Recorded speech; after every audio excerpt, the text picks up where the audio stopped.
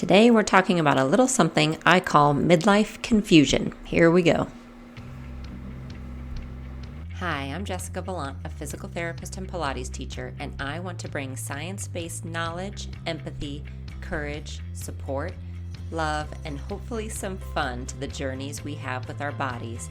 There is hope and strength in your body, and my goal is to help you find it.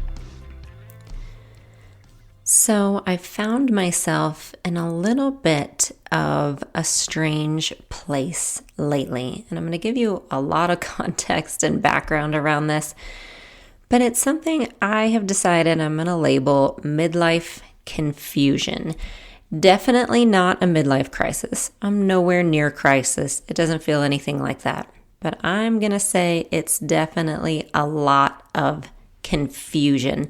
So this started probably a few months ago, and I would say some of it feels like it started with just the cold, dark winter, and I'm not a good winter person anyway, so this didn't feel all that unusual to me. But here in Denver, we tend to get a lot of sunshine, even in the winter. And this winter, we have not. Most people agree it has been one of our darkest, coldest, iciest winters. It's spring break right now. Like, it is the end of March, and it has snowed twice in the past 3 days. And I know I am officially over that. I need sunshine. So I was kind of attributing some of that to that feeling. And then in February, I fell when snowboarding, as you know.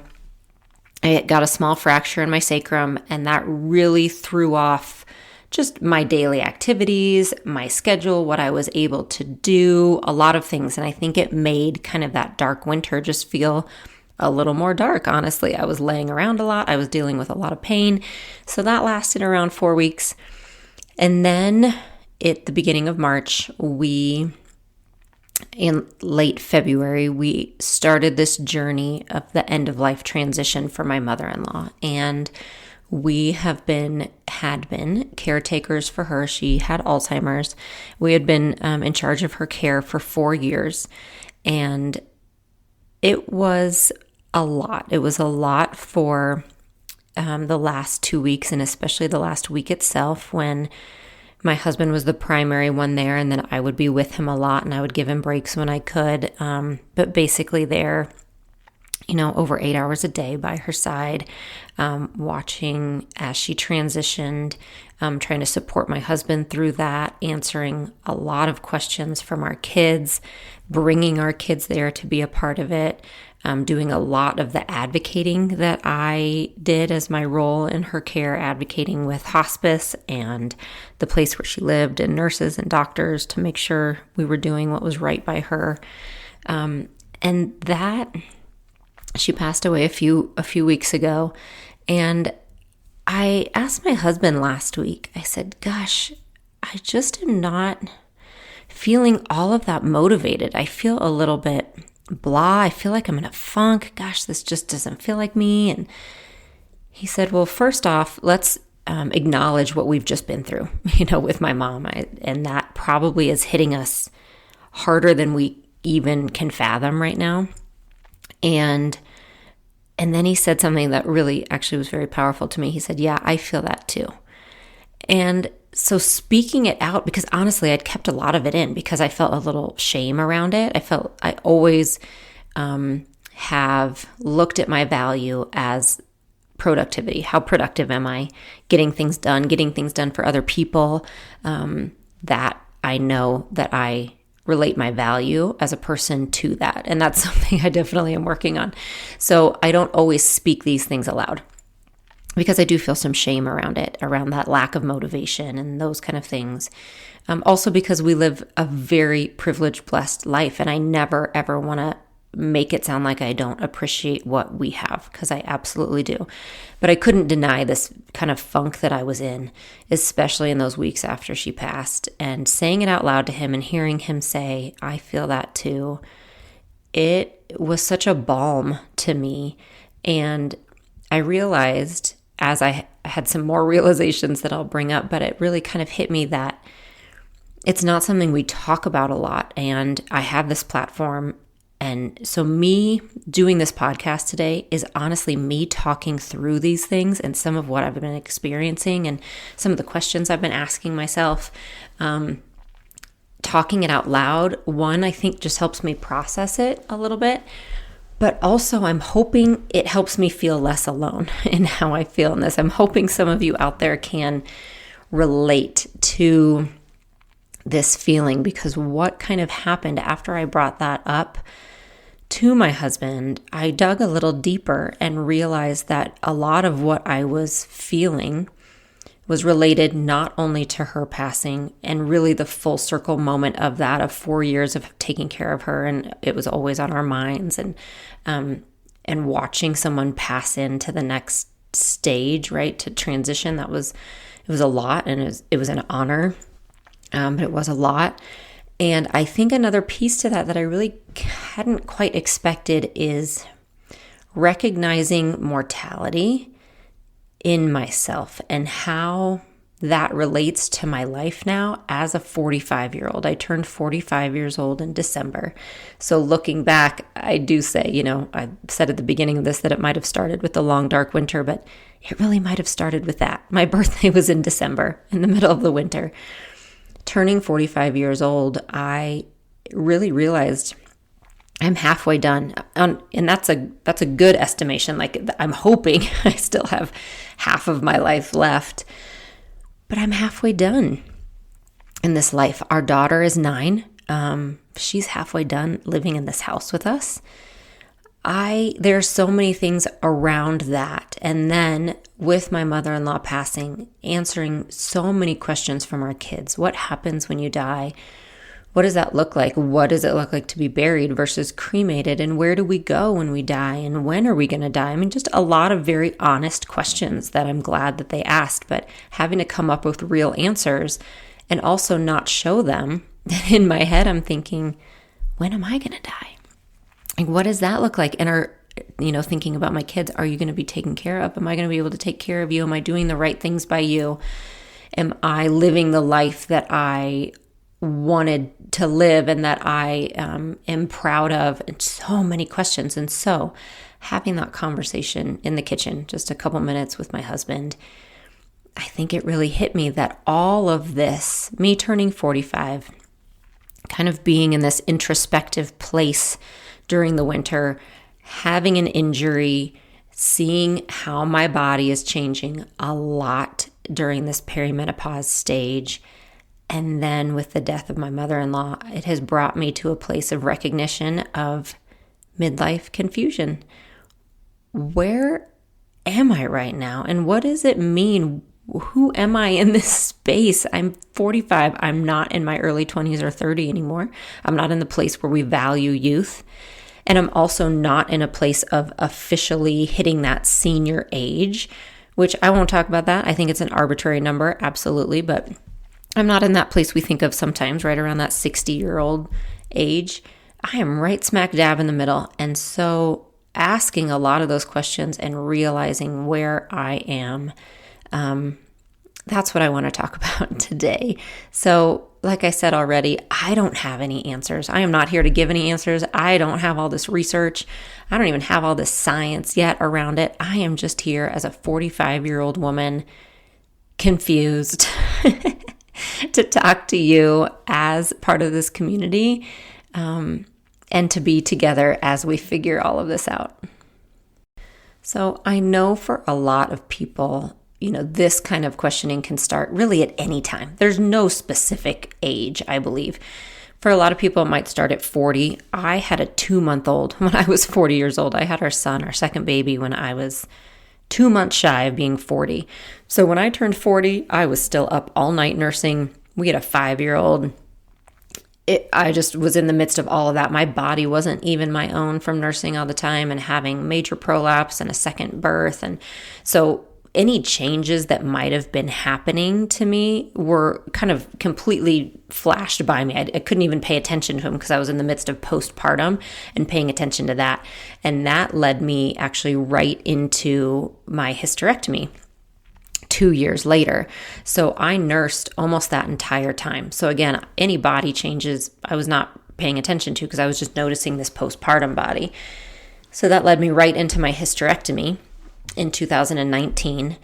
And I had just really started to recover from that when the pandemic hit.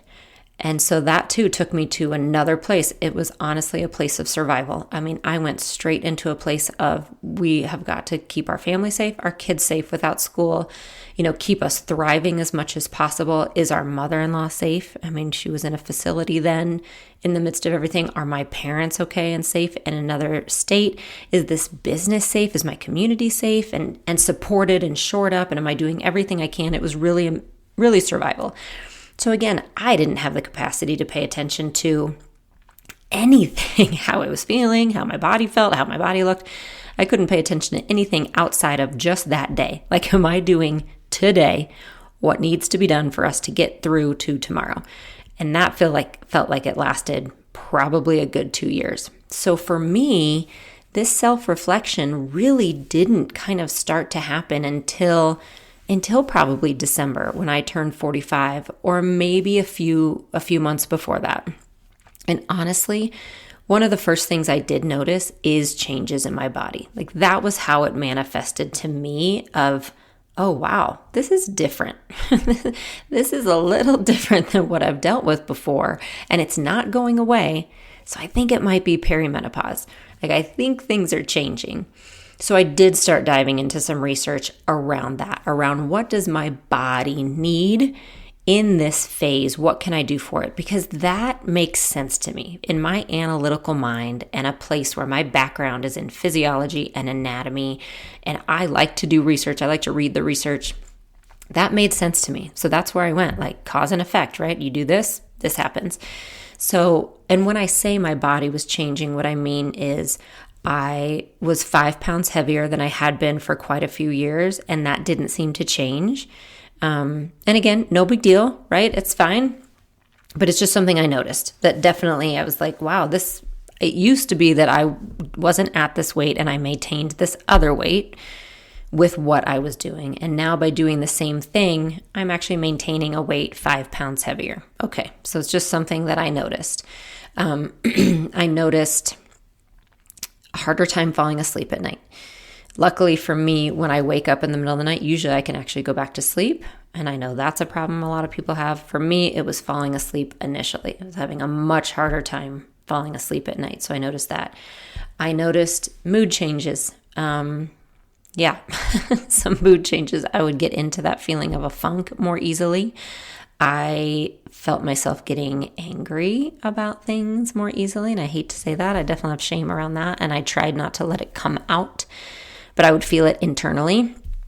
I have to walk away from, and this is just at home, to be honest, right? We're always this way with the people we love the most. We're always this way at home. So I would feel myself getting, more angry about the house not being cleaned up or the kids not cleaning their room or not helping load the dishes, silly things. And I'd have to walk away and say, okay, take a breath. This is silly. You need to get yourself together.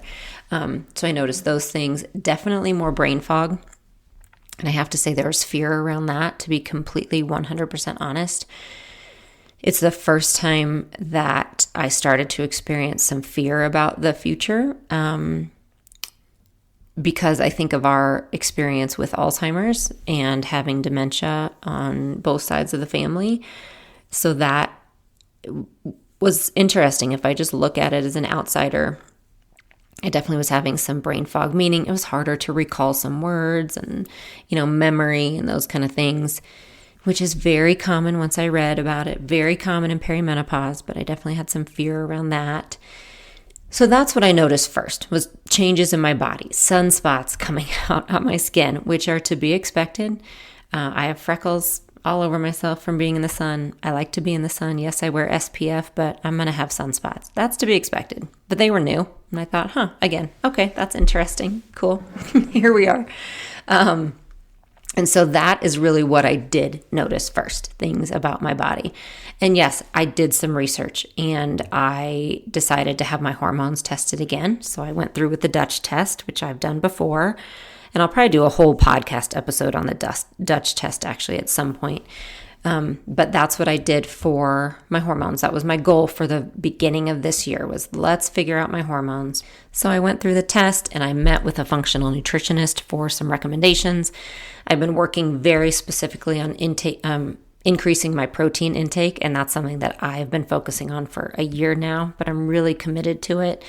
Definitely increasing the weights that I use during the week, making sure that I'm sticking to weightlifting. So like I said, I have that analytical mind, and the body makes sense to me. At least it has in the past. Cause and effect. I'm going to do this and this will help, and this is what I can do. And I trust that those things are going to help. I will be honest that I don't know if I've seen a huge difference in the past 4 or 5 months necessarily, but I'm going to practice what I preach and take my own advice that I give all my clients. This is a long game. This is what we're playing. We're playing for the long game here. We're not playing for the overnight success. The things that I know I'm trying to put into place for my body physically aren't about just looking better tomorrow. They're about keeping me independent and functional long term, and keeping my muscle mass and avoiding osteoporosis and helping my brain and things like that. So I've put some of those things into place to help with that. So that makes sense to me. What doesn't, and I think what really surprised me is what I mentioned already, is those more existential questions around what am I doing exactly with this life that I've been given? And am I on the path and the track that I want to be on? And in one way, I'm really lucky because I know people ask these questions of themselves probably regularly. This isn't based on any kind of age. We are probably always checking in with ourselves. And I think a big thing people come back to is, am I doing for work, my profession, my career, is that what I want it to be? And I am really lucky in that aspect. I can say yes. Absolutely 100%. I don't doubt that. I love what I do. I am so lucky to do something that I do. I am so lucky to be able to do it from home and still reach out to amazing colleagues and clients and have a great community. So I am happy with that. I will say some of these questions, and so I'm going to go through them here and just kind of talk out loud.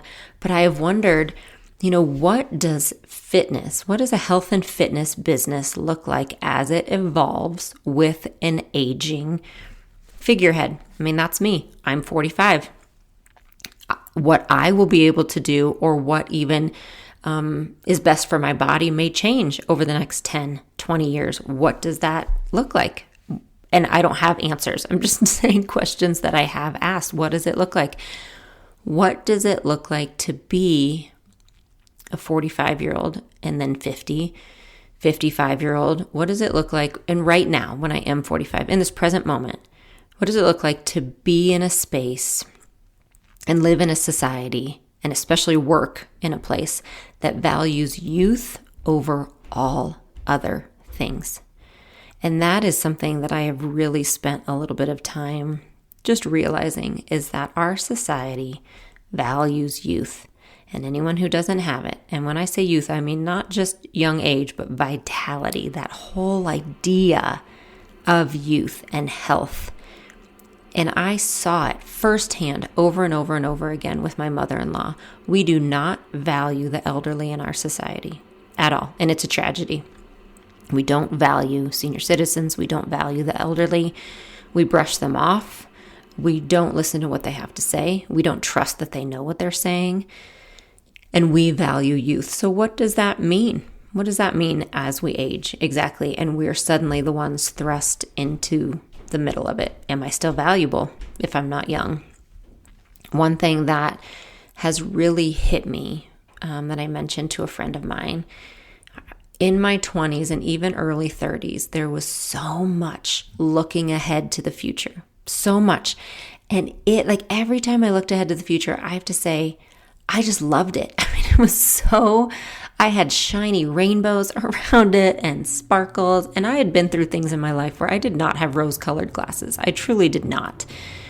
I knew reality. But I always had this hope in the future. And I had big dreams, and even things I couldn't dream. I was like, gosh, but we could do this and this and this.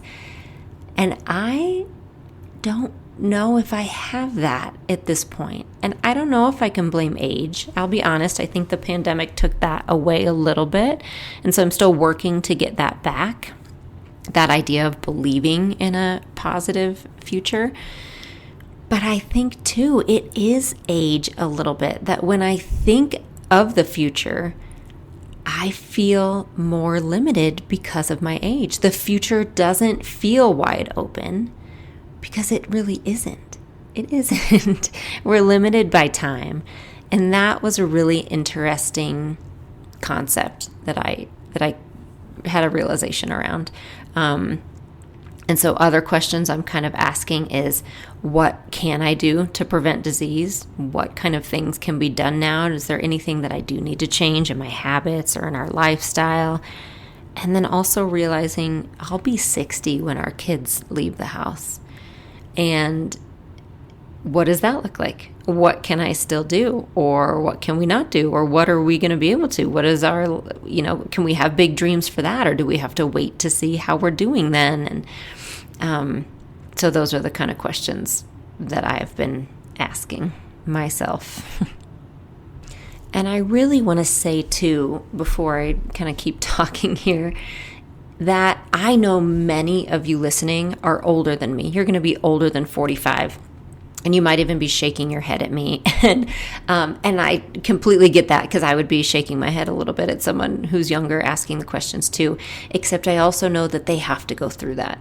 And that's what I'm kind of realizing is I have to go through this to get to that next stage, which I do believe will be amazing. I absolutely do believe that. And I have read that. I have read so many amazing things. And I have so many amazing clients and community members who show me over and over again how amazing and full and adventurous that life continues to be. There's nothing that says that it can't be. I think this is just my way of saying I've had kind of this realization that I'm right smack dab in the middle of that place where we really value youth, and then transitioning to the next phase of whatever that is, whatever life is, whatever comes next. But the questions that I've kind of been asking myself and how I make decisions even has changed a little bit with this realization. So I do appreciate so much, and I'm so grateful for everyone out there who is older than me and is paving the way to help answer these questions, to help show us what life can continue to be. And so again, I am just so thankful for you out there. And I think some of the questions that come up aren't bad ones either. A lot of them are good. They're good things to ask ourselves. Some of them are very practical, such as, do we have a will in place? Do we have a trust and a will in place if needed? Do we live where we want to live? And I don't know. I mean, yes, probably, but also, I don't know. Do we? We need to talk about it. Like, just things that we've always taken for granted that now we're thinking, okay, maybe we should just have a conversation and really make a very conscious choice and purposeful choice that this is what we're doing. This is where we're doing it. This is how we're doing it. How are we investing our money? How are we saving money? Are our kids going to be cared for and protected? Do we have money in place for long-term care like my mother-in-law needed? So really practical questions that aren't bad to ask, but just kind of then lead to some of the others. And then I think another big one is truly, am I present enough every day? And again, I think this is a good question for all of us to ask ourselves on a regular basis. But the idea of, am I present every day for the people I love, for the people who need me, for the things that are really, really important to me? Am I spending any extra energy on things that ultimately won't matter? Do I need to take energy from something else and place it somewhere that's more important? So just those kind of constant questions and adjustments and recalibrations, which aren't bad. They aren't. It's a good thing to ask ourselves. And I think I just feel a little more urgency around those answers now. So like I said at the very beginning, I don't have answers here. I'm just talking them out loud. But I have been thinking and seeing, again, walking through that path with my mother-in-law, and then also having 2 young kids. I mean, being right smack dab in the middle of this sandwich generation, where we've been through a lot, and there is also still so much to come. And we've taken care of little kids, and we've taken care of our older relatives. I know that I want to be thankful every day. I truly know that aging is a blessing. It is a gift to be able to age 100%. And I don't take that lightly. And I am so, so, so grateful for the opportunity every day. I know that I want to laugh more. I made that goal. It was actually up on my dream board, my goal board, a couple years ago after what felt like a year of not laughing very much. I really want to find joy and laugh more. I want to get the most out of every single day. I want to feel like I'm preparing in the best way possible right now that things are just different, right? They feel different than when you're 25. Being 45 feels a little different. There's some different things we can do to prepare. So I do want to make sure that I'm preparing the best way possible, supporting my body, supporting my brain, supporting my soul, and supporting the people around me. Making as many choices as I can from a health standpoint. And that's an easy place to get overwhelmed also. I mean, it can feel like there's 100 things that you should be doing for your health every day. And I don't think the stress of being overwhelmed is good either. I try to focus on moving my body every day, laughing, finding joy, sleeping, staying hydrated, eating as healthy as I can while also enjoying all the foods that I love. That's what I try to focus on. And I'll add supplements and I'll add those kind of things in a way that makes sense to me. But it is a hard balance to really kind of take care of our bodies, try to prevent disease as much as we can, but also let go of some of the control around that, because ultimately there are going to be some things that we don't have control over. So I think about what I've always told you is I invest into my health bank account just as much as I can, and then really, really try to laugh and enjoy things as well along the way. And then the final piece is acceptance. And I'd been playing with this idea a little bit.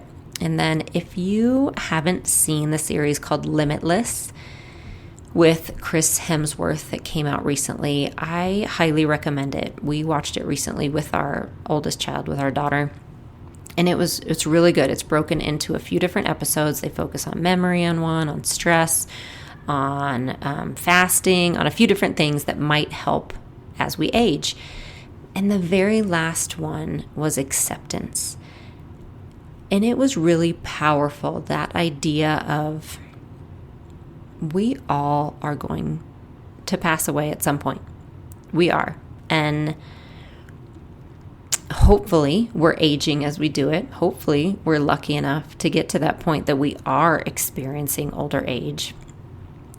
But accepting, I think, can be really powerful in that it might allow us to embrace things along the way a little bit easier. And I have nothing more to say about it other than that. I don't have a lot of profound words, except that is something that I do want to work on. I feel that if I can start to wrap my head a little bit around accepting this aging body, this aging mind, and letting go of a little bit of control, and just really, really embracing and enjoying every day along the way, it might make the whole process a little easier. And if you've made it this far, thank you. Thanks for sticking with me and listening as I ramble and as I talk. And again, thank you to everyone who has paved and continues to pave the way for aging. I appreciate it so much, and I appreciate you so, so, so much. And to those of you who are with me in this middle place of confusion, thank you for walking alongside me as we continue to figure things out one day at a time. And I appreciate you, and I will talk to you again soon. Thank you so much for joining me today on Meet Your Body. If you have a moment, please consider rating and reviewing this podcast, as it helps us tremendously. For more resources and workouts, you can visit my website, jessicavallantpilates.com, or find me on YouTube or Instagram at Jessica Vallant Pilates.